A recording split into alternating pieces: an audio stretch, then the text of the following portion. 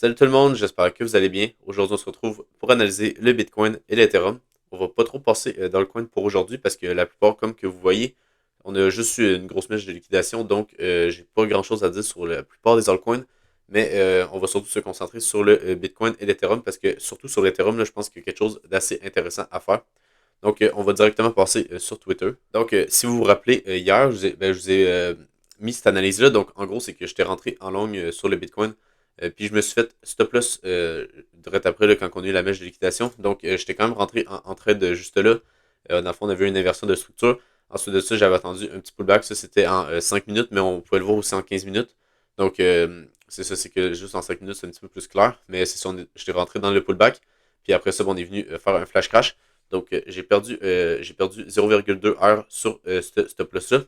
Puis en gros, c'était simplement l'analyse que je vous avais montré hier, qu'on venait chercher la Fairwell Gap en 1 heure. Après ça, qu'on venait faire un rebond. Après ça, un petit pullback sur ce niveau-là. Puis après ça, rentrer en longue. Donc c'est exactement ça que j'ai fait juste là. Même si ce trade-là, il n'a pas marché. Donc, justement, si on va voir sur le graphique du Bitcoin, on peut voir qu'on a eu la déviation que j'anticipais, même si je n'étais pas sûr à 100% qu'on allait l'avoir.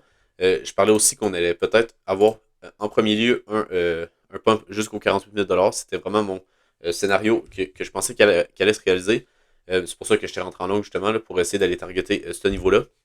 Finalement, c'est pas ça qui est arrivé. On a eu un beau flash crash juste là. Donc, aussi, je voulais vous parler d'une erreur que j'ai fait. C'est que, en gros, c'est que quand que je suis rentré sur ce trade-là, en même temps, j'ai mis un ordre en limite sur le Atom. Donc, ça, c'est le trade que j'ai perdu sur le Bitcoin. Mais sur le Atom, j'ai perdu un R au complet. Donc, pourquoi j'ai fait ça? C'était simplement parce que je voulais que si jamais le. Donc, en gros, le Atom, j'étais rentré sur ce niveau-là, j'avais un stop loss juste ici. Donc, je me suis fait stop loss assez rapidement. Mais c'est que, en gros, qu'est-ce que j'ai mal compris, c'est que si on retourne sur le Bitcoin, là, c'est que, en gros, c'est que si on venait avoir une autre baisse du Bitcoin, comme que j'attendais, parce que vu que le Atom il aurait descendu un petit peu plus, le Bitcoin aurait descendu également. Donc, ça aurait fait que je m'aurais fait prendre dans le trait du Atom. Mais le problème, c'est que le Bitcoin, s'il descendait, ben là, on venait confirmer une réintégration du range. Donc, c'est ça mon erreur que j'ai fait. C'est que, en gros, j'aurais dû plutôt attendre de voir juste de mettre une alerte sur le niveau du Atom. Parce que, en gros, si on va sur le Atom là, en 4 heures, en gros, mon analyse, c'était que on était venu chercher la zone de demande qu'on avait ici. Donc, j'avais la zone de demande juste là. Ensuite, j'avais vu une inversion de structure qu'on a ici. Puis, en gros, c'est que j'avais positionné mon long quelque part ici, là. Je me souviens plus exactement c'était où. Avec mon stop loss juste là. Et après ça, j'avais targeté plus haut ici, là. Donc, en gros, le problème, c'est que j'aurais dû juste mettre une alerte sur ce niveau-là. Puis de ne pas mettre un ordre en limite. Parce que si le Atom aurait eu à descendre plus bas, ben, ça aurait fait que logiquement, le Bitcoin aussi aurait descendu. Puis vu que si le Bitcoin aurait descendu, ben, ça veut dire qu'il aurait réintégré son range comme il a fait ici. Donc, le trade du Atom aurait été invalidé parce que le Bitcoin aurait été bearish. Donc, j'aurais pas rentré sur le trade du Atom. Donc, ça m'aurait sauvé un R. Mais ça, c'est pas grave. C'est juste c'est en apprenant comme ça, en mettant des ordres en limite, en faisant des erreurs après ça, on peut s'améliorer. Donc, c'est pas si grave que ça. Même si oui, c'est un peu plate de perdre un R pour absolument rien. Là, parce que c'était pas un trade qui était valide quand il s'est fait prendre. Mais c'est surtout à cause du Bitcoin qu'on a eu cette correction-là. Donc, si on passe en plus petit time frame, c'est que en gros, parce qu'en ce moment, on n'a pas fait grand chose à part qu'on est venu chercher le Modelo. Puis un des gaps CME. Mais à part de ça, c'est vraiment juste un flash crash. On est venu chercher beaucoup de leviers en long. Parce que en gros, c'est que si dans le fond, c'est que si on continue de baisser, on peut venir chercher le closing CME qui est juste là. Mais sinon, en plus petit time frame, on n'a pas eu beaucoup de nouvelles choses ici. Donc, si on passe en 15 minutes, là, c'est que moi, qu'est-ce que je m'attends, c'est qu'on vienne chercher le niveau ici de liquidité. Donc, en gros, quand on a un flash crash, habituellement, on vient chercher la mèche qui est juste après.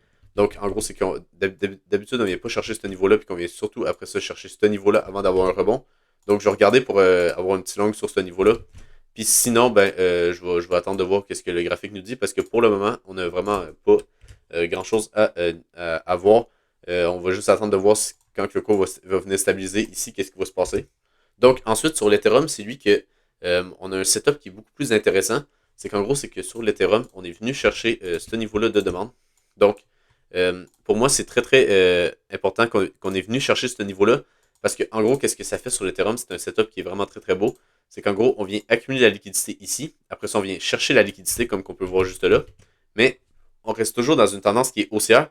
Parce que si on dézoome un petit peu, c'est que oui, j'aurais aimé mieux qu'on fasse directement ça. Parce que ici, on peut voir qu'on faisait des bas toujours plus haut que les précédents. Mais c'est pas si grave que ça. Puis en gros, c'est que si on dézoome un peu, la tendance reste toujours haussière. Pour moi, le seul moment où la tendance va être baissière, c'est quand on venait réintégrer ici, puis qu'on pourrait faire, par exemple, un petit pullback juste là. Puis là, après ça, là, oui, ça va être sûrement baissier pendant quelques temps. Mais avant qu'on fasse ça, je pense qu'on a de grandes chances que ce soit ici juste un petit flash crash de 5-10%, mais qu'après ça, on puisse rapidement repartir à la hausse sur l'Ethereum. Puis, ouais, c'est ça. Fait que, comparé au Bitcoin aussi, qu'est-ce qui est intéressant, c'est qu'on est venu chercher les liquidités en dessous du range. Comparé au Bitcoin, on peut voir que si on va en 12 heures, par exemple, on peut voir qu'ici, on n'est pas venu chercher les liquidités. Donc, pour moi, c'est beaucoup moins intéressant de trader le Bitcoin, à part le petit entrée qu'on pourrait avoir ici. Là, mais à part de ça, c'est pas très intéressant comparativement à l'Ethereum, que lui, on est venu chercher le bas du range juste là. Donc, pour moi, ça veut dire qu'ici, on pourrait très bien repartir à la hausse sur l'Ethereum assez rapidement. Donc, je vais plutôt essayer de me positionner sur l'Ethereum comparativement au Bitcoin. Donc, si on va en plus petit time frame, on peut voir qu'en 4 heures, on a encore la grosse mèche de liquidation. Donc, on peut aller par exemple en 15 minutes. Donc, c'est un petit peu la même chose sur l'Ethereum. Ça serait de revenir sur ce niveau-là. Puis après ça, de regarder pour avoir un setup de longue. Puis sinon, si on n'a pas de rebond ici, ben, on va juste simplement attendre une correction qui est un petit peu plus conséquente. Puis d'après moi, si on a par exemple une correction qui est dans ce style-là, logiquement, ici, là, on devrait avoir pas mal de shorts qui commencent à rentrer dans le marché avec des stop-loss qui sont au-dessus des sommets. Donc ici, si on peut voir un beau W, ce serait parfait pour rentrer en longue sur l'Ethereum. Donc je m'attends toujours à être plutôt positionné en longue sur les cryptos parce que la tendance reste toujours haussière. Puis jusqu'à l'annonce de l'ETF, pour moi, c'est toujours haussier. Après ça, on va voir qu'est-ce qui va se passer avec cette annonce-là. Mais pour moi, pour l'instant, ça semble plutôt bon sur l'Ethereum, comparativement au Bitcoin, comme que je vous disais, qui n'a pas encore venu chercher les liquidités en dessous de son range. Donc et sinon, si on va voir sur l'order flow, on peut voir que les fundings ont vraiment beaucoup redescendu. Donc ça, c'est vraiment parfait. Ça veut dire qu'il y a la plupart des longues se sont faites stop loss. Donc, ben, comme moi aussi, je me suis fait stop loss. Donc, c'est vraiment parfait. Ça veut dire qu'on va pouvoir avoir une tendance qui est haussière si jamais on a de la chance spot. Donc, ça, c'est vraiment parfait. Donc, il faudrait juste avoir de la chance spot sur Binance et sur Coinbase. Mais pour l'instant, c'est pas ça qu'on a. On peut voir qu'on descend, on a descendu avec le cours qui a vraiment descendu. Donc, qu'est-ce que j'aimerais voir, ce serait vraiment un rebond ici là, dans les prochains jours pour après ça repartir à la hausse jusqu'à l'annonce de l'ETF qui serait la semaine prochaine. Donc, on peut voir également que pour l'order flow de l'Ethereum, c'est beaucoup plus intéressant que sur le Bitcoin parce que de un, on est venu en négatif juste là quand on a eu la petite chute qu'on a eue là. Mais en même temps, c'est un peu normal hein, parce que les fundings, c'est la différence entre le prix des futurs et du spot. Et sûrement qu'on a eu une mèche de liquidation qui est beaucoup plus importante sur les futurs. Donc, si on va voir là, le graphique du spot, on doit avoir une mèche de liquidation qui, ouais, c'est ça. La mèche de liquidation a pas mal plus d'allure sur le spot il manque quasiment ça ici là, sur le spot. Donc, c'est normal que les fundings soient autant redescendus, mais en même temps, ils restent bas. Donc, ça veut dire qu'on a quand même pas mal de shorts qui sont sur le marché. Puis, on peut également le voir avec juste ici. Donc, si on va voir, ici, ça c'est l'open interest juste des longues, l'open interest juste des shorts. Donc, on peut voir que énormément de positions en longue se sont faites liquider comparativement à des positions en short qui, ben, c'est sûr que ce ne sont pas fait liquider parce que ça a juste descendu. Donc, on peut voir qu'il reste beaucoup plus de positions en short à venir liquider. Donc, ça, c'est un bon signe. Puis, on peut voir qu'il y en a beaucoup qui se sont accumulés quand on a monté ici. Donc, ça veut dire qu'on a beaucoup de shorts sur ce niveau-là. Donc, si jamais on viendrait à avoir un pump ici dans les prochains jours, ben, ça voudrait dire qu'on viendrait faire un short squeeze parce que toutes les shorts qui sont rentrés sur ces niveaux-là, ben, là, ils seraient en perte, fait qu'ils seraient obligés de couper leur position, donc d'acheter. Et sinon, si on va voir sur la map des liquidations, ça c'est vraiment en très long terme, là, donc en 30 jours, on peut voir qu'on a encore pas mal de liquidations à venir chercher plus au sud, mais ça reste pas si mal non plus. Donc je pense que on peut voir quand même, on pourrait quand même voir un rebond parce qu'on peut voir qu'on a quand même pas mal de liquidations au nord.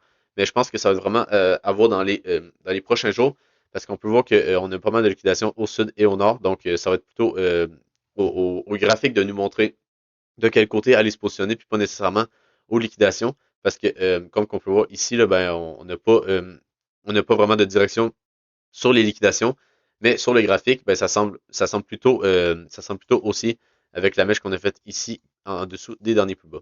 Ensuite, on a aussi une très bonne nouvelle, c'est que les funding, si on regarde sur la map, c'est que si vous avez regardé dans les derniers jours, on était quasiment sur 0,1% sur les fundings pour le Bitcoin, mais là, on est vraiment beaucoup redescendu. Même sur Binance, on est à 0,01, donc c'est un très bon signe. Ça veut dire qu'on a beaucoup de shorts qui sont rentrés dans le marché. Et on a également beaucoup de longs qui se sont fait liquider. Donc, ça a enlevé beaucoup de longs dans le marché. Donc, ça, c'est un bon signe en général pour pouvoir que les altcoins sont revenus quand même normal, là, à pas trop des fundings élevés. Donc, ça, c'est un bon signe. Même le BNB qui est à moins, qui est qui est dans le négatif pour les fundings. Donc, ça, c'est un autre très bon signe pour le BNB. Donc, ensuite, si on va voir sur l'order book, on n'a pas vraiment eu de murs d'achat qui ont vraiment absorbé le prix à ce que je vois. Donc, on a eu quelques petits murs ici, mais c'est pas des gros murs d'achat qui ont vraiment absorbé le prix. Donc, ça va rester de voir si c'est ça qu'on a. Là, c'est juste que mon échelle n'est pas bien. OK. C'est ça qu'il va falloir checker. Ça va être de voir qu'est-ce qu'on va avoir dans les prochains jours. Si on a beaucoup d'ordres d'achat qui commencent à se positionner ici, ça va être un bon signe. Puis logiquement, on devrait continuer à pump sur le Bitcoin. Ça va juste être un flash crash pour ensuite repartir jusqu'à l'annonce de l'ETF. Donc, si vous avez aimé la vidéo, n'hésitez pas à vous abonner. Vous pouvez aussi aller vous abonner sur Twitter. Sinon, je vous souhaite une bonne journée et on se retrouve pour une prochaine vidéo. Bye!